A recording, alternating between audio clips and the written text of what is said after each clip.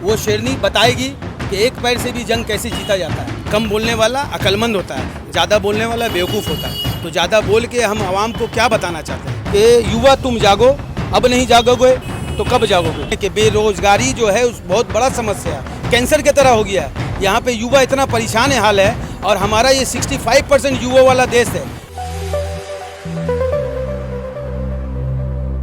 नमस्कार, इस समय हम कोलकाता में खड़े हुए हैं। जैसा कि दिखा रहे हैं हम लोग लगातार कि यहाँ के लोगों की क्या चॉइस है, यहाँ के लोग क्या चाहते हैं। क्योंकि सरकार तो हर कोई बोल रही है कि हम मैदान में, हमें लोग पसंद कर रहे हैं। अगर बीजेपी की बात करेंगे तो बीजेपी भी यही कह रही है कि कहीं ना कहीं हम 200 सीट पार कर ले जाएंगे। टीएमसी भी दूसरी तरफ ये दावा कर रही है कि इस बार भी हम सत्ता में आएंगे। देखने वाली बात क्या होगी, कैसे होगी, क्योंकि दोनों तरफ हवाएं चल रही हैं। हवाएं ये बोल रही हैं कि मैं आगे, मैं आगे। अब जनता बताएगी कि कौन आगे कौन पीछे। बात करेंगे सबसे पहले सर, जिस तरीके से अभी 10 साल से काम कर रही है ममता बनर्जी, दूसरी तरफ अमित शाह बोल रहे हैं कि हम 200 सीट पार कर लेंगे। क्या लगता है आपको? देखिए, सबसे पहली बात तो मैं आपको ये बताऊं, मैं मोहम्मद इमरान सिद्दीकी बताना ये चाहता हूं कि ग्राउंड लेवल पे जो है ये सिर्फ मीडिया पे डिबेट हो रहा है कि बीजेपी आएगी, बीजेपी आएगी। हकीकत में इतनी सारी आवाम है, थोड़ा सा कैमरा घुमाइए आप, इतनी सारी आवाम है, सबके चेहरों को देखिए और चेहरे को पढ़ने की कोशिश कीजिए आप, क्योंकि आप मीडिया वाले हैं, हर जगह जाते हैं, हर लोगों का इंटरव्यू देते हैं कि कितने लोग परेशान हाल है कि महंगाई कहाँ चरम सीमा पार कर चुकी है, जीडीपी ख़त्म हो चुका है और सरकार सिर्फ वादे पे वादे कर रही है। टॉयलेट बनाएंगे, स्वच्छ बनाएंगे, शौचालय बनाएंगे, लेकिन एक बात बताइए, जब पेट में खाना नहीं रहेगा तो टॉयलेट कहाँ से होगा? सीधी सी बात है, ये समझने की बात है। और मैं मुसलमान होकर ये बात नहीं कहना चाहता हूँ, मैं एक सच्चा हिंदुस्तानी, हिंदुस्तान के तमाम लोगों की तरफ से ये बोलना चाहता हूँ कि सेंट्रल कोलकाता में मैं हूँ और ये बताना चाहता हूँ कि ममता बनर्जी ने बहुत अच्छा काम किया है और हम लोग यही चाहते हैं कि ममता बनर्जी मुख्यमंत्री के रूप में बने और हम लोग मुख्यमंत्री के रूप में उन्हें देखना चाहते हैं। सरकार तो कह रही ना हमने भी काम किया, सेंट्रल गवर्नमेंट कह रही है हमने देश में काम किया, तो हम कोलकाता में भी। एक बात बताइए, सेंट्रल गवर्नमेंट सेंट्रल में रह के क्या स्टेट का भला नहीं कर सकती है? ये तो बकवास वाली बात है कि सोनार बंगला बनाएंगे, सोनार बंगला बनाएंगे। आपको मालूम होना चाहिए कि 1947 से पहले तक पश्चिम बंगाल सोना का बंगला था, 1977 तक, क्योंकि यहाँ पे जितनी इंडस्ट्रीज थी, जितने बिजनेस थे, वहाँ बाहर के लोग, अदर स्टेट्स के लोग यहाँ पे आके बिजनेस करते थे, नौकरी करते थे। ये सोना का बंगला था, इसको कोयला का बंगला 34 साल में वामपंथियों ने किया है। अब वामपंथी इसको गरक करने के बाद आज टीएमसी के पीछे लगी है, टीएमसी के बारे में ये बोलना चाहती है और बीजेपी अपना प्रचार करी सोनार बंगला बना देंगे। युग युग से हर टाइम में सोनार बंगला था, है और इंशाअल्लाह रहमान रहेगा। लेकिन अगर सेंट्रल गवर्नमेंट आती है तो सरकार सेंट्रल में भी बीजेपी रहेगी और कहीं ना कहीं स्टेट गवर्नमेंट। मैं बोलना चाहता हूँ ना मेरे भाइयों, हमारे माननीय जो हैं प्रधानमंत्री जी, वो तो बोल रहे हैं सेंट्रल में रह के आप स्टेट का भला कीजिए ना, स्टेट को पूरा फंड रिलीज कीजिए। क्यों नहीं यहाँ पे सोनार बंगला होगा? आप रहिए ना, रहने दीजिए यहाँ पे ममता बनर्जी को। ममता बनर्जी को आप लोगों ने जो किया, इतने पीछे पड़ गए हैं ममता बनर्जी के पीछे, जैसे लगता है ममता बनर्जी सबसे गंदी मुख्यमंत्री है। अरे पूरे हिंदुस्तान में सिर्फ एक लेडी, एक महिला, एक ही औरत बची है जो मुख्यमंत्री के रूप में है हमारे पश्चिम बंगाल में, और हम लोग यही चाहते हैं कि पश्चिम बंगाल में मुख्यमंत्री के रूप में वही रहे। ये सेंट्रल कोलकाता में मैं नहीं बोल रहा हूँ, ये मेरी आवाज़ नहीं और लोगों की आवाज़ है। सारे लोग यहाँ पे यही बात बोलना चाहते हैं। अच्छा, युवा जो है इस समय ज़्यादातर देख रहा हूँ, युवा जो परेशान है। अब सरकार ये कह रही है कि हम आएंगे तो 2 लाख रोजगार देंगे, तो ये भी कहीं ना कहीं 15 लाख दिया क्या जो 2 लाख? आप पहले एक बात बताइए कि यहाँ पे क्या ममता बनर्जी ने, जब ये पेंडेमिक का टाइम आया था तो कितने लोगों का अभी तक तो रोज़गार जा चुका है? पेट्रोल का क्या रेट बढ़ चुका है? तो यहाँ पे उसको आप ठीक कीजिए ना सेंट्रल गवर्नमेंट में बैठ के। आप ये स्टेट, ये छोटा सा पश्चिम बंगाल एक स्टेट है, उसमें माथापच्ची करके कोई फ़ायदा नहीं है।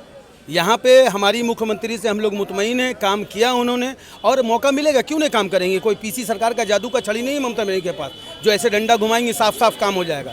कुछ काम होता है, पूरे 100% सेटिस्फेक्शन किसी को नहीं किया दिया जा सकता है, लेकिन ममता बनर्जी ने काम किया है पिछले 10 साल में।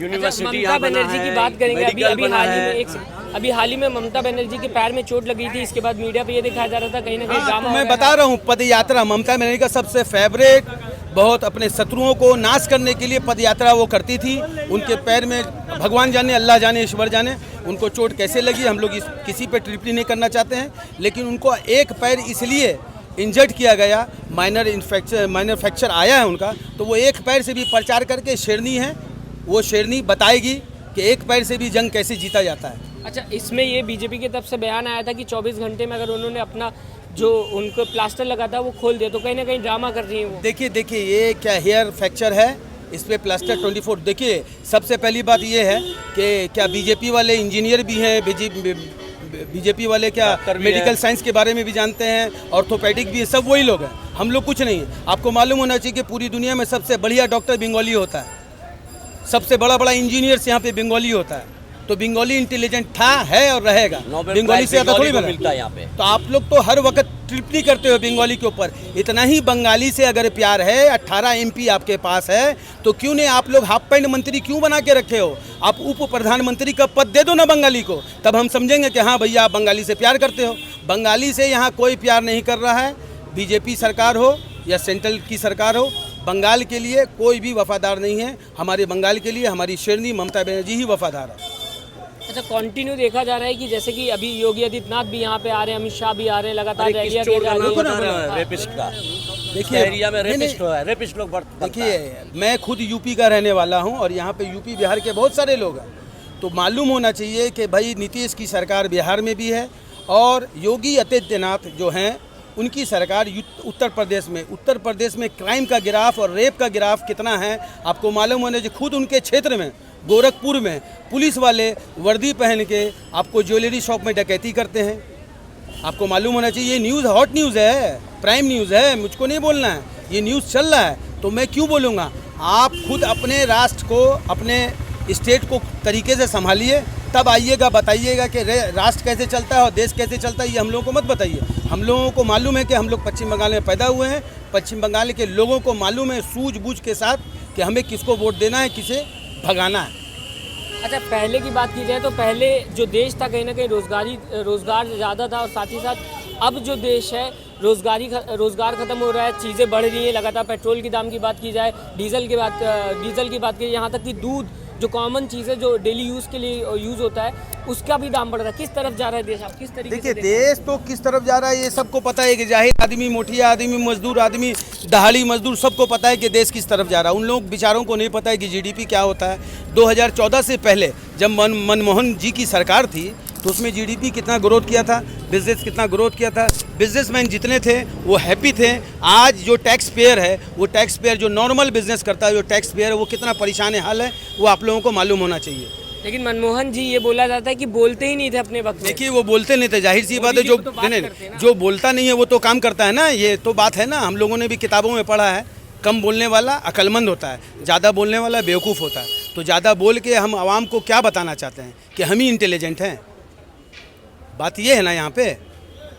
तो भाई यहाँ पे जो हो रहा है, ये जो सियासत, हिंदू मुसलमान को बांटने की सियासत, ये यहाँ पश्चिम बंगाल के लोग बर्दाश्त नहीं करेंगे। क्योंकि पश्चिम बंगाल के लोग जो है ना भाई, बहुत सारे ऐसे फ्रीडम फाइटर है, बहुत सारे, जिनका नाम मैं चंद गिनवा देता हूँ आपको।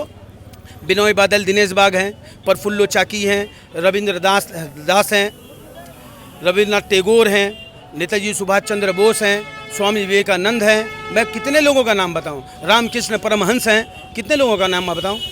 आपको मालूम है हिंदी स्पीकिंग से सबसे ज़्यादा देश की स्वाधीनता के लिए, देश की फ्रीडम के लिए सबसे ज़्यादा बंगाली ने कुर्बानी दी है।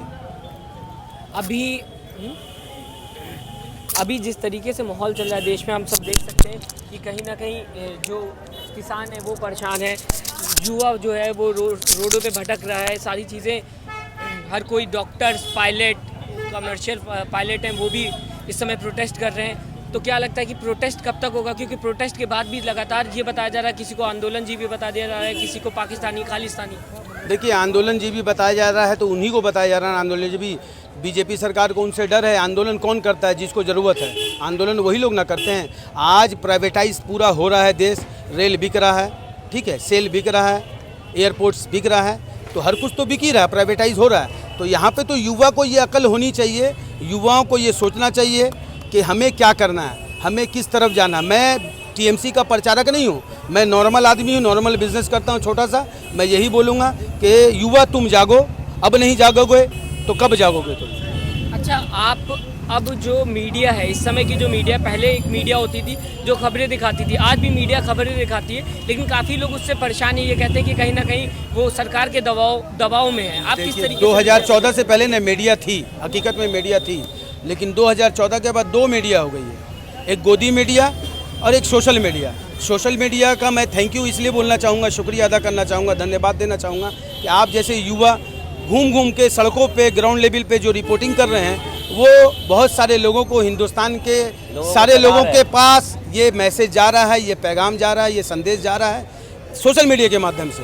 और जो गोदी मीडिया है, और गोदी मीडिया आज तो भाई बीजेपी वाले भी बोल रहे हैं कि हाँ गोदी मीडिया, तो गोदी मीडिया तो इन लोगों ने खरीद लिया है। गोदी मीडिया में सिर्फ डिबेट दिखाया जाता है, हिंदू मुसलमान, हिंदू मुसलमान, हिंदू मुसलमान, इसके सिवा कुछ नहीं है। अरे देश के ऊपर बात कीजिए ना भाई, देश के लिए बहुत सारा समस्या है, सिर्फ यही नहीं है कि बेरोजगारी जो है उस बहुत बड़ा समस्या है, कैंसर की तरह हो गया है। यहाँ पे युवा इतना परेशान हाल है, और हमारा ये 65% युवा वाला देश है, युवाओं का देश है, यंगस्टर का देश है, नौजवानों का देश है। इसको तो सही तरीके से इस्तेमाल करना चाहिए। देश तभी आगे जाएगा, देश तभी आगे जाएगा जब नौजवानों का सही तरीके से इस्तेमाल सेंट्रल गवर्नमेंट करेगी, केंद्र सरकार करेगी, तभी तो होगा ना, तभी तो देश तरक्की करेगा ना। तो पढ़ेगा इंडिया, बढ़ेगा इंडिया, नौजवान आगे बढ़ेगा तो ही बढ़ेगा इंडिया।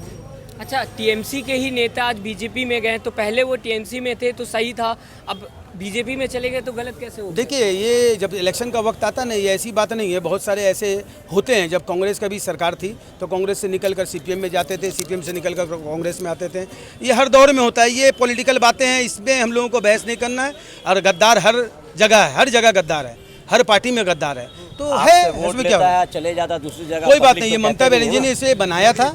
ममता बनर्जी अकेली लेडी है जो पूरे पश्चिम बंगाल को ऑनेस्टली, आप मैं सच बता रहा हूँ कि यहाँ पे दुर्गा पूजा ईद एक साथ पड़ी, दुर्गा पूजा ईद एक साथ पढ़ने के बावजूद भी इतने हसीन तरीके से, इतनी खूबसूरत तरीके से ईद को ईद की तरह मना दिया, पूजा को पूजा की तरह मना दिया। और दुर्गा पूजा का ये उत्सव जो होता है ना, ये पश्चिम बंगाल के हिंदू मुसलमान मिल के करते हैं। ये मालूम होना चाहिए गोदी मीडिया वालों को, ये मालूम होना चाहिए ये ऑरेंज कलर का कपड़ा या गेरुआ कलर का कपड़ा पहनने वालों को, कि यहाँ पे हिंदू मुसलमान आज से नहीं, युग युग से एक था, एक है और एक रहेगा। चैनल को लाइक, शेयर एंड सब्सक्राइब करें और बेल आइकन दबाना ना भूलें।